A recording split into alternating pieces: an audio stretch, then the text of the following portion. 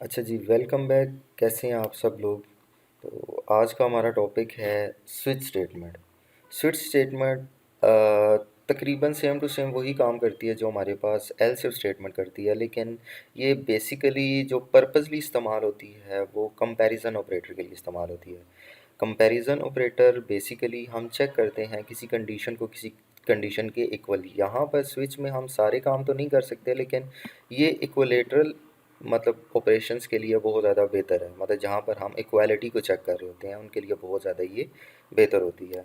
तो इसको भी ज़रा देख लेते हैं ये कैसे वर्क करती है, क्या चीज़ें हैं। फॉर एग्ज़ाम्पल जब हमारे पास ऐसा प्रोग्राम आ जाता है जहाँ पर हमने इक्वल चेक करना होता है, मतलब चेक करना होता है एक कंडीशन के मल्टीपल जहाँ पर ऑप्शंस होते हैं। मतलब कि हमें कंडीशन एक ही है लेकिन ऑप्शंस उसके मल्टीपल आ जाएं, तब हमारे पास स्विच स्टेटमेंट इस्तेमाल होती है। यहाँ पर हम लोग एक बात अपने जहन में रख लें, ये जो हमने लास्ट प्रोग्राम किया था ग्रेटर देन वाला लेस देन वाला, ये वाला काम हम लोग नहीं कर सकते। क्यों? क्योंकि हमारे पास स्विच स्टेटमेंट सिर्फ कंपैरिजन अलाउ करती है, अदरवाइज इसके अलावा कोई भी फैसिलिटी हमें अलाउ नहीं करती होती। हम यहाँ पर कंपैरिजन वगैरह वाले सारे काम कर सकते हैं, मतलब फॉर एग्जांपल इक्वल चेक करने के लिए। चलो अब एक प्रोग्राम करते हैं जिसमें चेक करते हैं, यूज़र से नंबर लेते हैं एक। इन यूज़र को कहते हैं इंटर योर मार्क्स, बोल के नहीं, inter any number between 1 to 7। 1 से 7 तो कोई भी नंबर क्या करें, इंटर करें। अगर वो नंबर 1 है तो मतलब डेज ऑफ वीक हम लोग प्रिंट कर देते हैं। 1 है तो मंडे, 2 है तो ट्यूसडे, 3 है तो इसी तरह ही आगे चलता जाएगा। ठीक है। तो स्विच स्टेटमेंट लिखने का तरीका क्या है? स्विच के लिए हम लिखते हैं स्विच, और ये उसका पूरा सिंटेक्स स्टार्ट हो जाएगा। ठीक है। तो इसके अंदर हम लोग वो वेरिएबल लिखते होते हैं जिसके अंदर इसके अंदर हम वो वेरिएबल लिखते हैं जिसके ऊपर हम लोगों ने कंडीशन लगानी होती है। ठीक है। जिसको हम कंपेयर करते होते हैं, और इसके अंदर हमारे पास आ जाते हैं मल्टीपल केसेस। ठीक है। हर केस के बाद कोई वैल्यू आया करेगी। वो वैल्यू दो तरह की हो सकती है, या करेक्टर हो सकती है या इंटीजर हो सकती है। बस स्विच स्टेटमेंट सिर्फ और सिर्फ करेक्टर और वेरिएबल के ऊपर ही कंडीशन लगा सकते हैं, अदरवाइज और किसी पर नहीं लगा सकता। ठीक है। तो हमारे पास यहाँ पर देखा जाए तो केस के बाद हम जो भी लफ्ज़ लिखेंगे, मतलब जो भी इंटीजर या जो भी करेक्टर लिखेंगे, ये इस वेरिएबल को उसके साथ कंपेयर किया जाएगा। फॉर एग्जांपल अगर मैंने यहाँ पे लिख दिया 1, तो वहाँ पे चेक किया जाएगा कि वो वेरिएबल की वैल्यू अगर 1 है, तो इसके अंदर आने वाली कोई भी स्टेटमेंट क्या हो जाएगी, एग्जीक्यूट हो जाएगी। जो भी आपने यहाँ पर स्टेटमेंट लिखी हुई होगी वो चल जाएगी। इसी तरह नहीं तो अगर केस फॉर एग्जांपल 5 के बराबर, अगर वैल्यू आपकी आने वाली 5 के बराबर है, तो इसके बाद आने वाली जो स्टेटमेंट होगी वो हमारे पास एग्जीक्यूट हो जाएगी। ठीक हो गया। तो ये तरीकाकार है हमारे पास स्विच को लिखने का। चलें एक प्रोग्राम लिखते हैं, अब इसको स्टार्ट करते हैं। प्रोग्राम हमारे पास क्या है जी, यूज़र से नंबर लेना है 1 से 7 तक, और उस पर कंडीशन लगानी है। कंडीशन किस पे लगानी है? सी एक्स पे। क्या कंडीशन लगानी है? पहले लिख दो केस। ओहो, केस अगर वैल्यू 1 के बराबर है तो सी आउट कर दो। क्या सी आउट कर दो? मैं क्या देता हूँ, मंडे। ठीक हो गया। और इसको क्या कर दें, ब्रेक कर दें।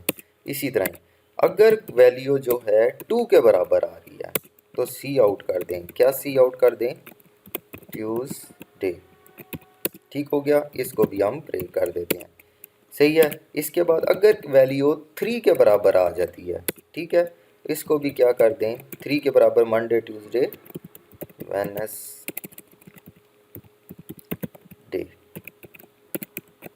ठीक है। इसको भी हम कर देते हैं ब्रेक।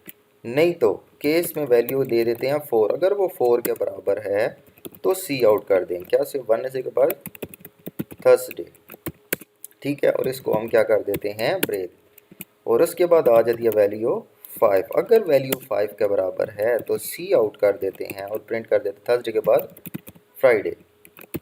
फ्राइडे को भी हम कर देते हैं ब्रेक।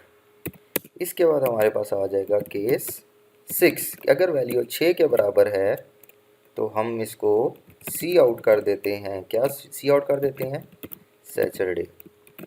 और इसको भी हम लोग ब्रेक कर देते हैं। ठीक हो गया। अब इसके बाद हमारे पास आ जाएगा केस 7 कि वैल्यू अगर 7 के बराबर है, सी आउट। अगर वैल्यू 7 के बराबर है तो क्या आ जाना चाहिए, संडे। ठीक है। इसको भी फिर हम क्या कर देते हैं, ब्रेक। ठीक हो गया। अगर ये 7 वैल्यूज़ के अलावा कोई वैल्यू आ जाती है, तो जिस तरह हमारे पास वहाँ पर होता था else if else, if else में हमारे पास होता था एल्स। अगर कोई कंडीशन ट्रू नहीं होती तो एल्स वाला चल जाता था। तो यहाँ पर भी एल्स वाला होता है, लेकिन उसका नाम चेंज है। इसको हम लोग बोलते हैं डिफ़ॉल्ट। डिफ़ॉल्ट के अंदर वो स्टेटमेंट चलती है जो तब चलती है जब कोई भी कंडीशन ट्रू नहीं होती। तो इसके अंदर मैं लिख देता हूँ इनवैलिड सिलेक्शन, कि आपने कोई एक इनवैलिड नंबर सेलेक्ट किया, और इसको भी हम क्या कर देते हैं, ब्रेक। अच्छा, ये ब्रेक का पर्पज़ क्या है, ये मैं बताता हूँ कि ब्रेक का पर्पज़ क्या है। बेसिकली बाय डिफ़ॉल्ट आपका जो एक ये प्रोग्राम है, अगर एक दफ़ा इसके अंदर अगर वो आ गया है स्विच के अंदर, तो तब तक नहीं निकलेगा जब तक कि हम उसे ब्रेक नहीं करेंगे। ठीक है, वो एक के बाद दूसरा, दूसरे के बाद तीसरा, तीसरे के बाद चौथा, ये सारे केसेस को चलाता रहेगा। मतलब एक कब तक चलाता रहेगा, जब तक ये डिफ़ॉल्ट तक एंड तक नहीं आ जाता। लेकिन अगर हमने ब्रेक लिख दिया है तो वो क्या करेगा, सिर्फ एक को ही चलाकर उसको ब्रेक करके यहाँ से बाहर आ जाएगा। अब इसको ज़रा चला के एक दफ़ा देखते हैं। मैंने इसको रन किया, वो एक एक ब्रैकेट एक्स्ट्रा आ गया यहाँ पर।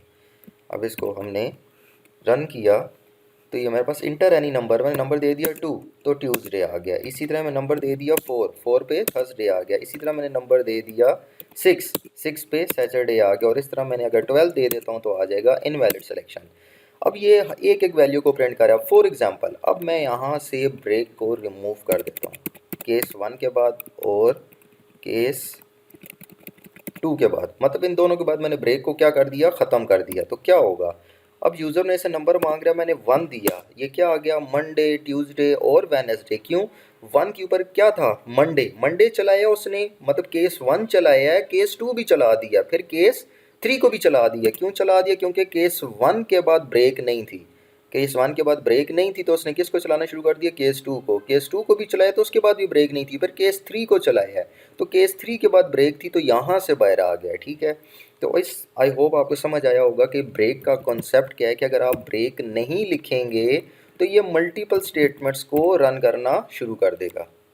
ठीक हो गया, तो ब्रेक क्या करता है, आपकी स्टेटमेंट को वहाँ पर आकर ब्रेक कर देता है। अच्छा, अक्सर औक़ात बच्चे कहते हैं कि ये डिफ़ॉल्ट के बाद अगर हम ब्रेक ना लगाएं तो, क्योंकि डिफ़ॉल्ट के बाद वैसे भी स्टेटमेंट आती तो नहीं है, अगर आप ना लगाएं तो कोई मसला नहीं है। ठीक है, सही है आपका, ओके चलेगा, कोई मसला नहीं है। वैसे बेसिकली डिफ़ॉल्ट में हम लोग ब्रेक नहीं यूज़ करते, क्योंकि डिफ़ॉल्ट के बाद आगे कोई स्टेटमेंट चलने वाली नहीं होती। तो मैंने ब्रेक सिर्फ इसलिए लिखा है ताकि आप लोगों की प्रैक्टिस अच्छी होती रहे, आप लोगों को याद रहे कि हमने हर केस के बाद ब्रेक वगैरह लगानी है। ठीक हो गया, ये तो हमारे पास था जी एक प्रोग्राम जो हमने इंटीजर वैल्यू कोई भी दी है। फॉर एग्जांपल 34 दे देते हैं, ये इंटीजर के मुताबिक है। ठीक है, अब हम इसको फ्लोट के इंटीजर के मुताबिक, मैंने आपको बताया कि इंटीजर और दूसरी करेक्टर वैल्यू ले सकते हैं। तो इंटीजर का ये प्रोग्राम हो गया, आई होप आप इसे प्रैक्टिस करेंगे। ठीक है, अब हम इंटीजर की जगह लेते हैं कोई करेक्टर। हम इस यूज़र को कहते हैं इंटर एनी करेक्टर, कि कोई करेक्टर क्या करें, इंटर करें। यूज़र करेक्टर देगा, हमने जाकर उसको एक्स में सेव कर दिया। वैसे बाय डिफ़ॉल्ट करेक्टर लेने के लिए हम लोग सी इन की जगह गेट सी एच यूज़ करते हैं। गेट सी एच क्या करता है, गेट करेक्टर, ये यूज़र से करेक्टर लेने के लिए हमारे पास इस्तेमाल होता है। तो मतलब कि ये भी हमारे पास करेक्टर लेता है और ये हमारे पास हर तरह की इनपुट ले लेता है। सी इन हर तरह की इनपुट लेता है और गेट सी एच सिर्फ और सिर्फ करेक्टर लेता है। तो चलो पहले सी इन के ज़रिए करके देखते हैं और फिर गेट सी एच देखते हैं कि क्या फ़र्क आता है। अच्छा चलें, हमने यूज़र से करेक्टर ले लिया, जाकर किस में सेव कर दिया, एक्स में। अब यूज़र कोई ना कोई करेक्टर देगा, ए बी सी डी कुछ भी। अगर ए देगा तो वोवल है, ए ई आई ओ यू पे हम प्रिंट कर देते हैं वोवल, और बाकी सारों पे हम कह देते हैं कॉन्सोनेंट। ठीक है, अब अगर केस ए के बराबर है, अब याद रखें मैंने आपको बताया था करेक्टर्स हमेशा किस में लिखे जाते हैं, सिंगल कोटेशन में लिखे जाते होते हैं। ठीक है, तो थोड़ी सी स्पेस दे देते हैं। ठीक है, करेक्टर्स हमेशा सिंगल कोटेशन में लिखे जाते हैं। अगर केस ए के बराबर है तो क्या प्रिंट कर दो, वोवल, या इसको पूरा लिख देते हैं, या बल्कि ठीक है सही है, काफ़ी है, कौन इतना मेहनत करता रहेगा। अगर ए के अलावा केस ई के बराबर आ रहा है तब भी क्या प्रिंट कर दें, वोवल। ठीक है, नहीं तो केस ई के बाद आ जाता है एक और वोवल भी हम कर देते हैं यहाँ पर। अगर केस ई की जगह केस आई आ जाता है फिर भी वोवल, ये वोवल, और केस हमारे पास आ जाता है ओ, अगर वैल्यू ओ के बराबर है तब भी वोवल, और इसके अलावा एक और वोवल पे हम लिख देते हैं। अगर केस ओ की जगह हमारे पास केस यू के बराबर आता है तब भी वोवल। अगर इनके अलावा कोई आ जाता है तो हमारे पास कौन सा चलेगा, फिर डिफ़ॉल्ट वाला चलना चाहिए। तो बस इतने केसेस काफ़ी हैं। तो ये ठीक है, अगर ए या यो यू आ रहे हैं तो वोवल है, नहीं तो इनके अलावा कोई भी आ रहा है तो हम क्या प्रिंट कर देते हैं, पहले करेक्टर को प्रिंट करते हैं, एक्स इज़ कॉन्सोनेंट, कि जो x की वैल्यू आपने दी है वो क्या है, कॉन्सोनेंट है। अब इसको ज़रा हम एक दफ़ा रन करते हैं। इंटर एनी करेक्टर मैंने दे दिया s, 7787 इज़ कॉन्स्टेंट। क्यों, ये हमारे पास जो करेक्टर उठा रहा है, करेक्टर को ये कन्वर्ट कर रहा है किस में, उसके कोड के अंदर। बाय डिफ़ॉल्ट ये क्या करता होता है, उसके करेक्टर को कन्वर्ट करता होता है। हमने जो इससे वैल्यू ली है तो ये क्या कर दी इसने, देखिए हमने इंटीजर में वैल्यू में जाकर स्टोर करवाई है। मतलब जो भी करेक्टर यूज़र देगा और उसको किस में कन्वर्ट करो, इंटीजर में, तो ये इस तरह की आपको आउटपुट देना शुरू कर देगा। तो हमने इसको क्या कन्वर्ट करना है, वापस करेक्टर में इसको कन्वर्ट करना है। करेक्टर में कन्वर्ट कर लिया, अब इसको हम चलाते हैं। अब मैंने इसे दे दिया S, S is a consonant. अब हमने वैल्यू दे दी G, G is a consonant. अब हमने दे दिया ए, ए इज़ अ वोवल, मतलब ये ए वे में सिर्फ वोवल ही हमने प्रिंट कराया हुआ है, ठीक है। अब यहाँ पर एक चीज़ देखें, सी इन के ज़रिए अगर मैं दोबारा देखता हूँ, देखें मैंने ए या सी, मैं जितनी मर्जी इनपुट देता जाऊँ वो लेता जाएगा। क्यों, क्योंकि सी इन तब तक इनपुट नहीं लेता जब तक आप इंटर का बटन नहीं दबाते। अब मैं इंटर का बटन दबाऊंगा लेकिन ये लेगा सिर्फ पहला करेक्टर। या आपने पहला करेक्टर क्या लिखा हुआ है, ए डी एस में ए पर सबसे पहले लिखा हुआ है, तो लेगा ये ए ही, लेकिन आपकी ये इनपुट को ऑक्यूपाइड रखेगा तब तक जब तक आप इंटर का बटन नहीं दबाते। मैंने इंटर का बटन दबाया तो पहले वाला करेक्टर इसने जाकर स्टोर कर दिया कि इसमें एक्स नाम के वेरिएबल के अंदर, और उसके ऊपर हमने ऑपरेशन लगा के चेक कर दिया कि वोवल है या नहीं है। तो इससे बेहतर क्या है हमारे पास, इससे बेहतर है हमारे पास gate C H. Gate C H क्या काम करता है, गेट सी एच अभी तक तो हम स्क्रीन रोकने के लिए काम कर रहे थे। गेट सी एच बेसिकली क्या करता है, करेक्टर लेता है, गेट करेक्टर, यूज़र से करेक्टर लेकर और उसको जाकर किस में सेव करवा दो, उसको जाके सेव करवा दो जी एक्स के अंदर। मतलब जो एक्स नाम का हमने वेरिएबल बनाया था उसके अंदर जाकर एक करेक्टर जाकर सेव करवा दो। अब गेट सी एच में और सी इन में क्या फ़र्क है ये देखें ज़रा। अब मैंने करेक्टर दिया डी, अब ये फ़ौरन से उसने डी इज़ कॉन्सोनेंट प्रिंट कर दिया। क्यों, क्योंकि हमें यहाँ पर इंटर का बटन दबाने की ज़रूरत नहीं होती। आप एज सून एज किसी बटन पे क्लिक करते जाते हैं वो खुद ब खुद जाकर उस वेरिएबल के अंदर स्टोर हो जाता है। मैं फिर इसे चलाता हूँ, मैंने दे देता हूँ ए। अब ए के ऊपर क्या प्रिंट हो गया, वोवल। इसी तरह ही अब मैं दे देता हूँ ई, ई के ऊपर भी क्या हो गया, वोवल। अच्छा, इसके अलावा गेट सी एच के अलावा एक और भी होता है जिसको बोलते हैं गेट सी एच ई। इसमें और गेट सी एच में क्या फ़र्क है, गेट सी एच का मतलब होता है गेट करेक्टर, और गेट सी एच ई का मतलब होता है गेट करेक्टर एंड ई को, और उसको स्क्रीन के ऊपर प्रिंट भी करो। मतलब वो स्क्रीन यूज़र से लेता भी है और उसको स्क्रीन पे प्रिंट भी करता है। अब ये देखिए जरा क्या फ़र्क आएगा। अब मैंने करेक्टर दे दिया ए, क्या आ गया, ए वोवल। इसी तरह मैंने करेक्टर दे दिया ई, ई को भी प्रिंट, पहले ई को प्रिंट किया फिर आगे उसको ऑपरेशन किया वोवल का।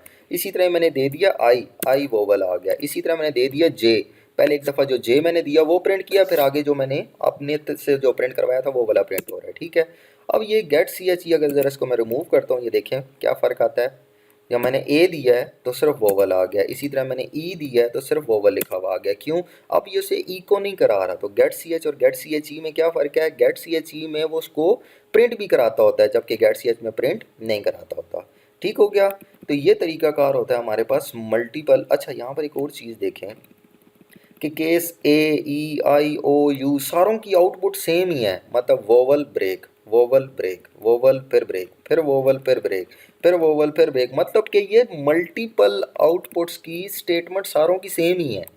मतलब अगर कभी ऐसा केस आ जाए कि जहाँ पे सारों की आउटपुट सेम आ रही हो, मतलब कि फॉर एग्जांपल ए पे, ई पे, आई पे, ओ पे, यू पे, सारों पे सेम ही आंसर हमने डिस्प्ले करना है, तो हम इनको कंबाइन भी कर सकते हैं। जैसे हम इफ़ एल्स वगैरह में कंबाइन करते थे ना मल्टीपल स्टेटमेंट को, तो वो और ऑपरेटर लगाते थे या एंड ऑपरेटर लगाते थे। यहाँ पे ऑपरेटर की ज़रूरत ही नहीं है, यहाँ पे डायरेक्टली हम उन्हें कंबाइन कर सकते हैं। कैसे, मैं यहाँ से इसको रिमूव कर देता हूँ, ये पहला केस, इसकी भी मैं ब्रेक और सी आउट को रिमूव कर देता हूँ, इसके भी मैं रिमूव कर देता हूँ, इसी तरह ही इसको भी रिमूव कर देता हूँ। एक ही आउटपुट हमने सारों में डिस्प्ले करना है। तो ये देखें, अगर केस ए है या ई है या आई है या ओ है या यू है तो इन सारों पे क्या प्रिंट होना चाहिए, वोवल। चलो इसको मैं थोड़ा फैंसी करके लिख लेता हूँ।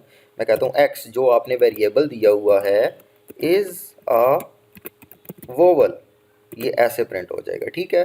अब आपके इन सारे केसेस में से कोई एक भी अगर ट्रू है तो क्या प्रिंट हो जाएगा, एक्स इज अ वोवल, नहीं तो क्या प्रिंट हो जाएगा, एक्स इज अ कॉन्सोनेंट। इसको अब हम ज़रा रन करते हैं। इसको रन करते हैं तो हमारे पास मैंने दे दिया ए इज़ वोवल, इसी तरह मैंने दे दिया यू इज़ वोवल, ठीक है, यू इज़ वोवल, अच्छा हाँ यू इज़ वोवल, ठीक है, यू वोवल है हमारे पास। इसी तरह ही हमने दे दिया के इज़ कॉन्सोनेंट, ठीक हो गया। ये हमने गेट सी एस के ज़रिए काम कर रहे हैं, आप चाहें तो आप सी इन के ज़रिए भी कर सकते हैं, ठीक हो गया। आई होप आपको समझ आई होंगी चीज़ें। तो कोई चीज़ अगर नहीं समझ आई स्विच में तो आप कमेंट करके मुझे बता सकते हैं। स्विच स्टेटमेंट बेसिकली इस्तेमाल होती है हमारे पास किसके लिए, कंपैरिजन ऑपरेटर के लिए। स्विच के अंदर सिर्फ दो तरह के वेरिएबल्स हम इस्तेमाल कर सकते हैं, एक इंटीजर और दूसरे करेक्टर, ठीक हो गया। सिर्फ और सिर्फ कंपैरिजन ऑपरेटर के लिए इस्तेमाल होती है, इसमें ना हम ग्रेटर देन, ना लेस देन, ना नॉट इक्वल, इस टाइप की कोई वैल्यू वगैरह हम लोग इस्तेमाल, कोई कॉम्प्लिकेटेड कंडीशन यहाँ पे नहीं लगा सकते। हाँ, सिंपल वाला अगर कोई है तो वो हम लोग इसमें एग्जीक्यूट कर सकते हैं। तो स्विच को लिखने का तरीका क्या है, स्विच आगे वो वेरिएबल जिस पे कंडीशन होती है और उसमें केसेस, हर केस के आगे कोई ना कोई वैल्यू। और ये याद रखें ये कॉलन है, ये सेमी कॉलन नहीं है। सेमी कॉलन जो होते हैं वो स्टेटमेंट को टर्मिनेट करने के लिए इस्तेमाल होते हैं, ये कॉलन्स हैं, ठीक है, समझ आ गई है। ओके जी, चलिए मिलते हैं अगली वीडियो में, तब तक के लिए अल्लाह हाफिज़।